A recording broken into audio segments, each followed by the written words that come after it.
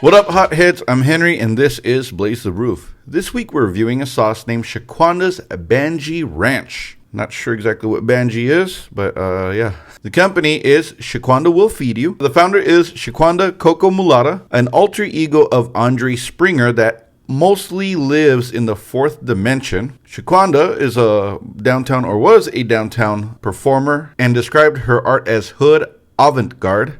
In 2013 was asked to perform a show at the Brunswick, but said that she would only do so if she could perform in the mouths of others, and hence created a hot sauce. Very unique person. Thus, Shaquanda's was created. The city it's out of is New York City. We've already gone over New York City a lot, so I'm not going to get into that. Some famous people straight out of New York City are Tekashi 6ix9ine, Phoebe Cates, one of my childhood crushes. Vin Diesel looks a little bit more diesel than Vin. And Julian Casablancas, the singer of The Strokes. Let's look at the packaging. You can't see it, but the actual label is some type of paper. So it's got a nice feel to it. That is Shaquanda and the logo. So every bottle has a different color scheme. This one's black and yellow. The original was red and yellow, and I think there was another one which was orange and green. This sauce has a whitish, greenish look to it. I don't even know what's really in this, but so it says on here, can you handle this city girl that lives on a ranch? Reach new levels on any wing, whether it's meat or veggie. Understand, flavor always comes first with all of our sauces. This plant-based ranch dressing is no different. Our relationship with tasty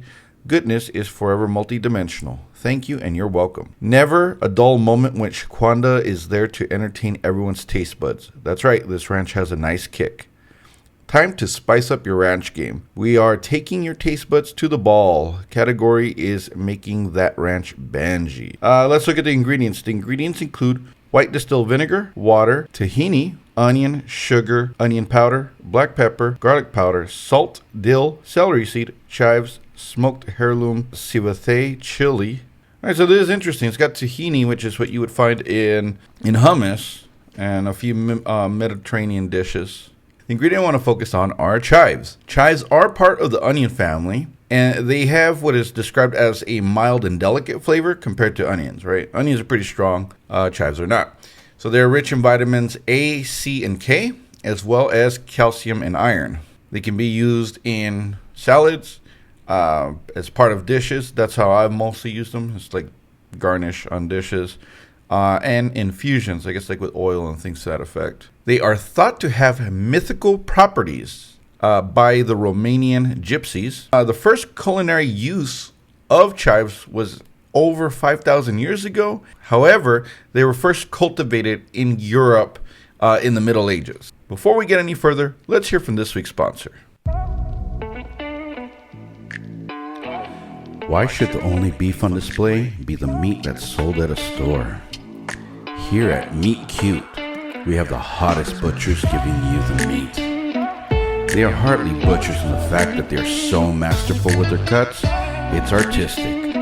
Oh, you want that bone in? No problem. If you're looking for a good fillet, this is the place. We'll tease you with our strip, steak that is. Meat Cute, the only belly we have is pork.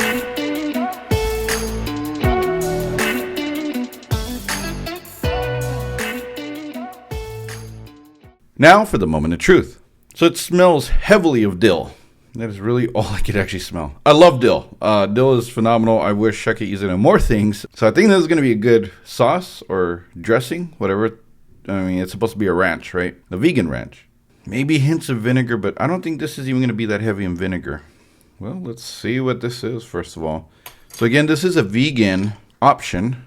And, you know, ranch obviously has like sour cream or some type in there. Somewhat viscous, right? It does not look like ranch in the fact that it's, ranch usually has more of a white color. This has more of a like greenish brownish color. Because it's actually more of a ranch, I don't want to take a full spoonful. Yeah, I could do that with a hot sauce, but ranch might be a little heavy. So what I'm going to be looking for is, does this actually taste like a ranch sauce? Could this be a substitute? And we'll go from there. This only clocks in at 6,200, so 6,200 SHUs. This is going to be a lightweight. This is not made for heat. This is more for flavor. All right, so here we go. Cheers. A lot more sour than I thought it was going to be. It had a real heavy sour taste.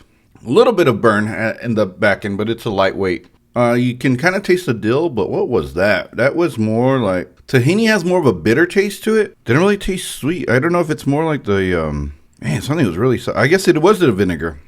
Yeah, maybe I did smell more vinegar than I thought. So this is a lot more sour than a ranch would be. Typically, again, with the ranch, it's dairy-based, so... If you are looking for vegan options, this might be a more expensive way to go, but it does have a little bit of a more of a kick than obviously ranch does. Would this be something that be in my regular rotation? No, I would stick to ranch dressing as opposed to that. But this would be a nice change of pace for, other things. I can picture putting this on like salmon, fries, as a condiment, maybe even a salad. Again, if you're looking for like a lemony tart flavor. It's flavorful. It is pretty good, except, yeah, it was a little bit too sour for me, but hey.